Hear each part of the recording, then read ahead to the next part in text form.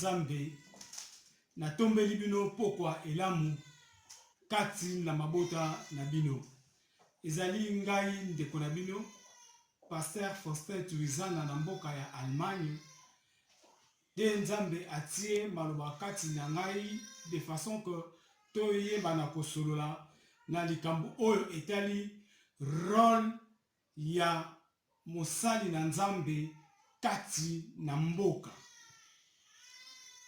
Nzambe tango abengaka basali na Nzambe to tango abengaka basali na ye apesaka bango moi ba devoir oyo esengeli bango ba accomplir, apesaka bango ba ordre oyo esengeli bango balanda. Donc elingo lakisa soki Nzambe abengi yo mosali na ye na mboka songolo, apesi yo responsabilité po na bato nyonso bazali kati na mboka wana. Tango Nzambe abengaki pe Ezekiel, alobaki na Ezekiel eloko moko. Eloko toko tanga liboso na mokanda na Ezekiel chapitre 3 verset 17. Bible ezobala biso, fils de l'homme, je t'établis comme sentinelle sur la maison d'Israël. Tu écouteras la parole qui sortira de ma bouche et tu les avertiras de ma part. Nalingi nazwa kaka partie ya liboso. Deuxième partie oya ko landa oya ko uta na monoko na ngai pe oyo Nzambe azali koloba oko avertir peuple na kolobela yango na deuxième partie. Mais rôle ya liboso oyo Nzambe abengaka batu oyo azali ko établir rôle na bango ya liboso ezalaka ete bango bazali ba sentinelle. Lolenge ngai Pasteur Faustin Tuizana navandaka na Allemagne nazali sentinelle po na mokili oyo ya Allemagne.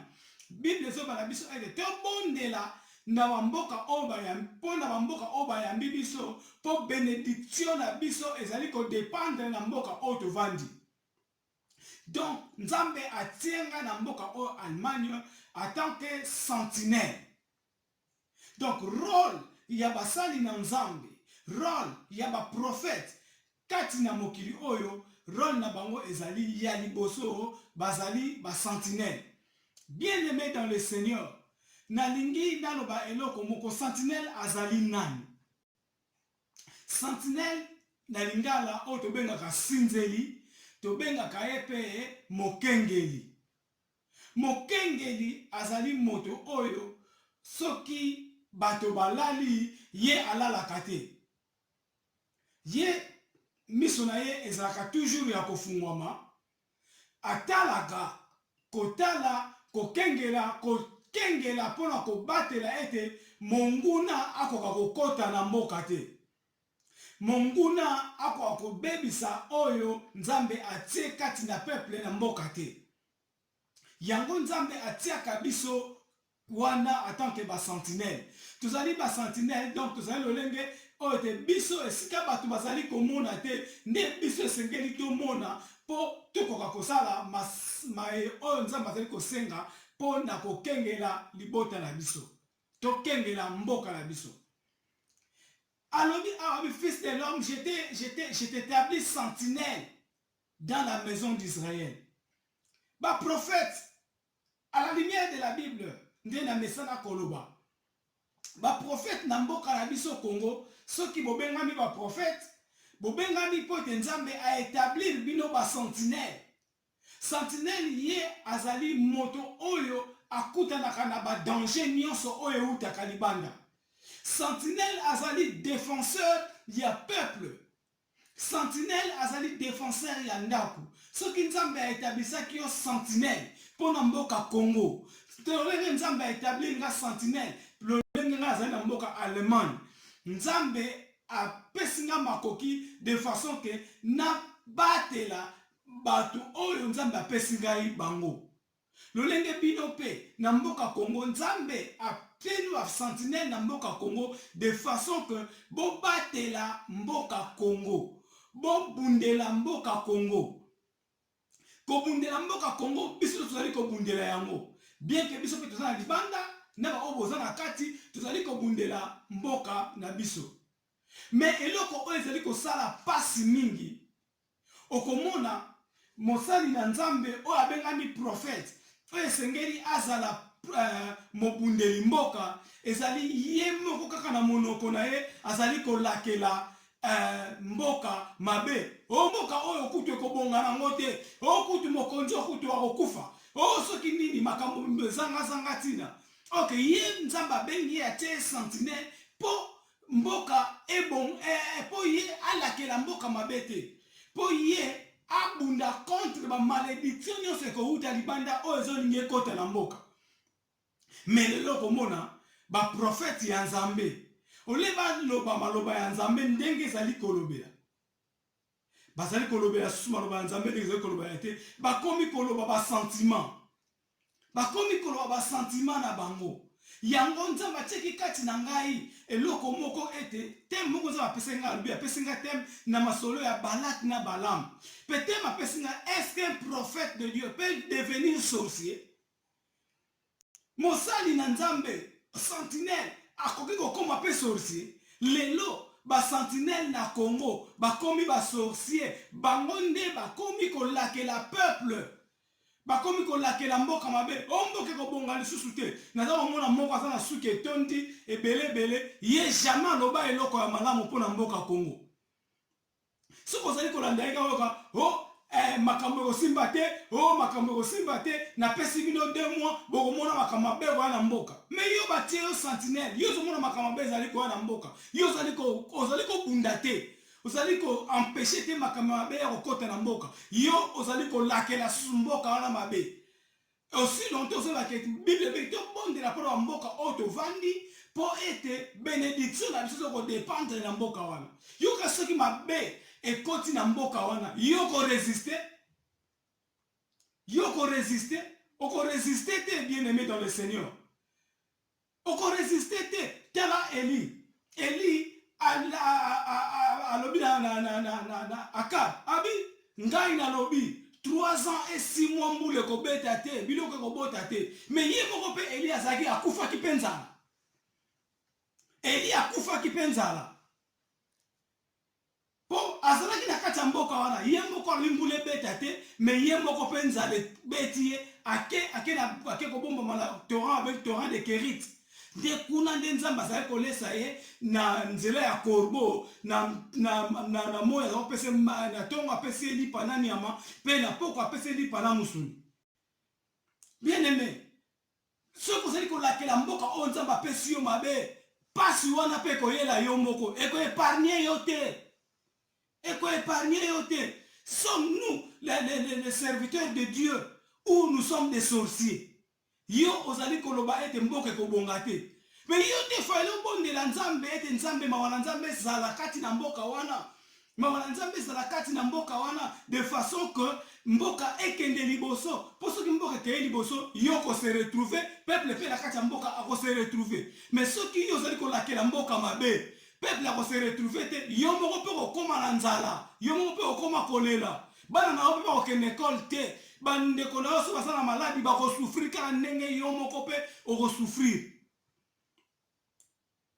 Dieu dit il nous a établi comme sentinelle ngai na yo tozali basentinelle tozali basinzeli tozali mpo tobatela peuple oyo nzambe apesi biso tozali bato oyo esengeli tobunda contre monguna oyo azali koya kokota mpo na koya kobebisa mboka na biso me lelo oyoka na minoka baprofete ya nzambe ke mboka ekobonga te mosu aza koloba kitu napesi mokonzi ya mboka quelques jours il faut akufa ye nzambe oyo aétablisaki mokonzi ya mboka na kati ya république démocratique du Congo wana ayeba posa na ezali ke mokonzi akufa to posa na yo prophète ezali ke mokonzi akufa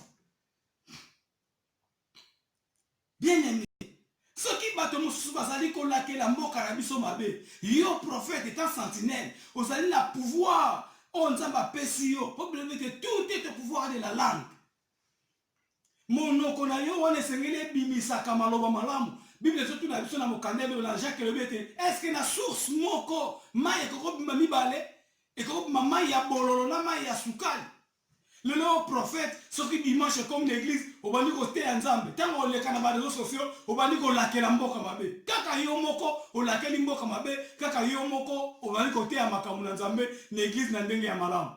Na source moko maye ko bimami balete. Et quand maman kaka moko, ce que vous allez maye ya bololo, bimisa maye ya bololo. Ce que vous allez maye ya malam, ou batoko kombela, bimisa maye ya malam. Yo sentinelle. Ate ozandoki. Okoki jamais koloka bato baza na ndako ya bato oyo ozali kokengela bango. Mais balelo basentinelle bazali baloki ya peuple oyo nzambe apesi bango. Yango tozali komona mboka na biso kimia ezali kozala te parce que biso moko basali na nzambe na bibebu na biso tozali kolakela mboka na biso mabe. Or pourtant Bible ezosenga biso bi to bénir kasi to maudire te. Bana nzambe ezali pasi mingi, ezali mawa mingi.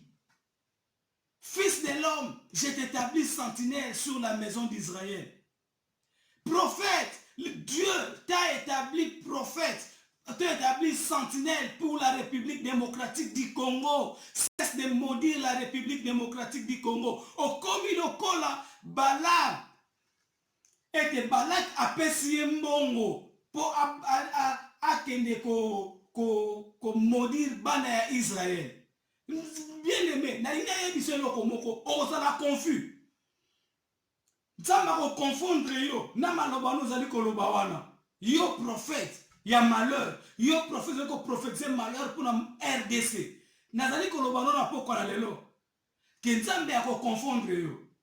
Okokomo lokola soda o tangu prophète asoba ke na tangu o batu bakolia bakosomba tu peux exemple on a besoin 1 kilo na 1 franc yo lobi atakutu nzamba ye na mukili oyo ekosala makate prophète alobaki na yo alobaki na musoda ete tala na lobi na yo okomona makambo ndenge okoma mais yo kolia te keba mosali na nzambe keba prophète ozali kolakela mboka mabe oko risquer ete mokolo wana ta mboka ezali kofuluka omoni mboka ezali kofuluka me olete ole eloko moko ya mboka te omoni bato ta bazali kokota na business engo yo ozali kokoya ozali kokufa okoti te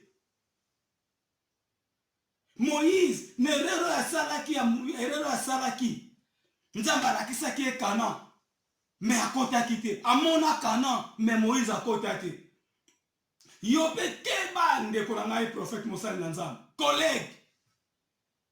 collègue na ngai na bondelo na kombo na Yesu tango yango changer maloba na yo banda koloba makambo ya malamu mpo na mboka na yo parce que bénédiction ne ko dépendre na mboka wana. Bible lobi na biso ete to bondela po na ba autorité na biso o nzamba tieli ko na biso. Mais yo oye obondela po na autorité na yo yo zali ko benga liwa po na autorité o nzamba tie liboso na yo. Mais na pese exemple moko tela sentinelle malamu o zakat na Bible. Nzamba benga bina Moïse. Peuple on a moni bazali kingo ebende bazali ko yoka te matoi mangongi. Ngai nzambe siko na dwi décision na bomba peuple oyo. Moi alobi oh nzambe yo lingo ma peuple oyo be egyptien ba koloba na ngai que donc nzambe na bango abimisa ki bango po ete aboma bango na désert. Nzambe soko linko boma bango nzambe mama mutika bango envie boma ngai. Est-ce que yo prophète nelo okikoloba ndenge wana likolo ya RDC ba boma yo jamais okoloba ndenge wana po yo moko kutu na makanisi na yo ozoko nsambe ya RDC ngo ezala mabe etambola malamu te bato ba souffrir yo mabonde no yango wana. Sentinelle batie yo po kengela mboka po obundela mboka sentinelle abundaka nazali komona batata o bazaki ba sentinelle epai na biso na ndako kuna na epai na biso okomona bango na butu tata na soka o ye na butu ayaka na flèche na ye na nini na arc de flèche na flèche na ye akoya nango de façon que soki moyibi aye po attaquer moyibi. mais le prophète ole ozana na mbeli o etali libanda yoza na mbeli o etali na kati. Oh, molinga mwana nzambe, molinga mi prophète. Nzambe a établir yo, pose à la sentinelle, pose à la gardien, pose à la mobateli. Yamboka wana. Soki batu ba ye na po ba bundisa mboka, yonde okobundisa mboka, okobundisa batu wana liboso. Yo, il faut empêcher batu wana bakota. Yo kosani oko avertir ma bena peuple de façon que peuple a se mobiliser pour ba attaquer munguna ndenge yazali koya. Mais lelo yo prophète, ole o avertir yo okoti na kaya banguna de façon que oboma peuple, oboma nation o nzamba élevé yo.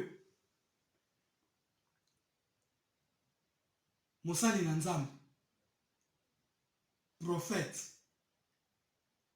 bongola motema oko risquer tant peuple congolais so kota na gloire yo kota te, tant peuple congolais ni kolia yo lia te, tant peuple li ko sepela yo sepela te.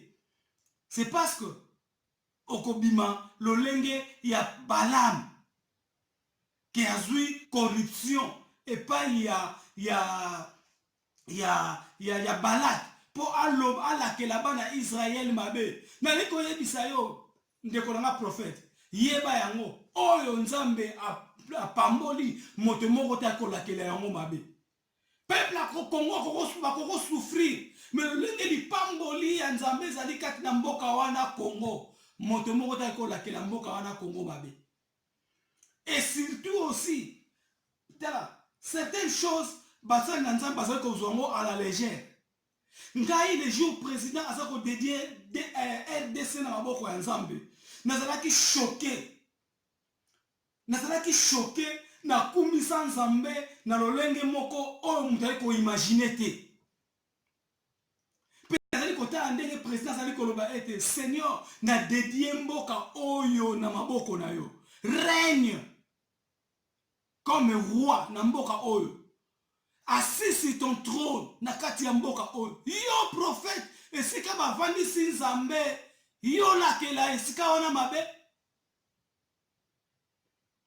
Esika nzambe avandi yo zana pouvoir kolakela yango mabe. Yo prophète moto oyo nzambe a élevé avandi si kati na mboka wana po a diriger mboka wana. Yo kolakela e mabe. Bien-aimé, Obongola Motema, Botika des langages. Ou bien vous êtes des prophètes chauve-souris. Vous êtes des sentinelles chauve-souris. Ça vous commis dans le combat poukou. Ça vous mis dans ça vous commis dans le vous êtes en la position mon corps.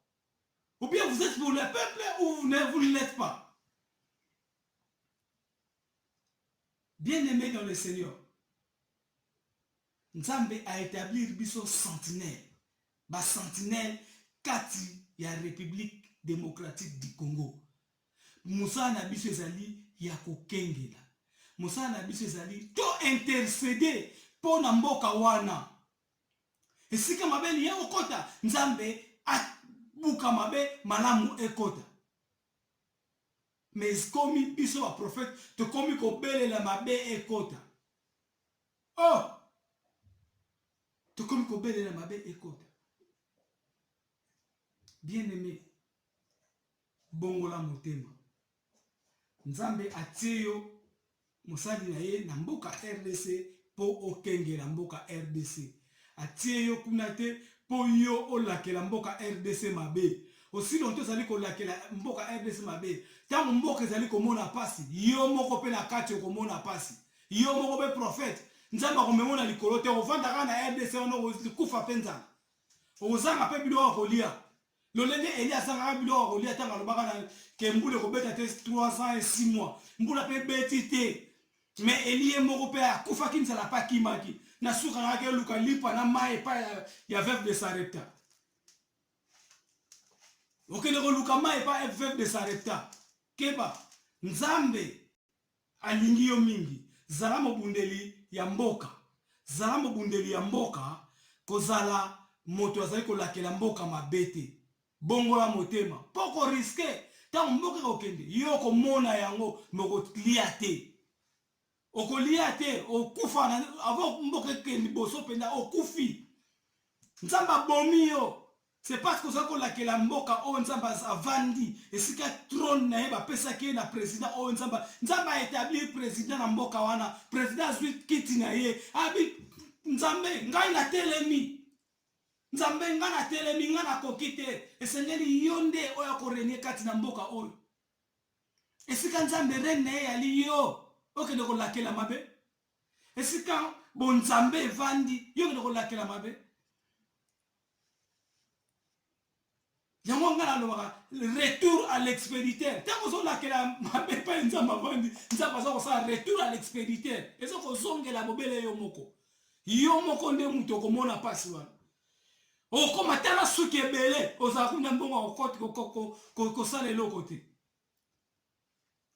Bien aimé dans le Seigneur, lelo tosololi pona makambo etali sentinelle lobi tokosolola pona makambo deuxième partie ya passage biblique oyo lobi nzamba lobi akbana koyebiso makambo yo yebisaka na peuple wana est-ce que malobo yo lobaka wana ya kolakela mboka mabe nzambe muta yebisaka olakela pe mboka mabe puisque nzambe ye moko alakelaka mabe te nzambe na mawana ye lobaka maloba de façon ke moto abongwana mais yo sikofa maloba mpo bato babongwana yo ozali kolakela bato wana mabe nation molakeli bango mabe mboka olakeli bango mabe mokonzi na yo aza kodirige olakeli ye mabe bongwana ndeko na ngai nzambe alingi yo mingi yango aétablir yo sentinelle kobosana rôle na yo te rôle na yo ezali très important na kati ya RDC po na nzela na yo RDC ekobika na nzela na yo RDC ekokende liboso na mabondeli na yo nzambe akoyoka yo nzambe akokochange même makambo oyo akali ya kosala mabe mpo na RDC likolo ya mabondeli na yo nzambe akokochange même kanda na ye nzambe alongoli kanda na ye mpo kaka yo ofungoli monoko bondeli mbote na baye nyonso oyo bakolanda video oyo mbote na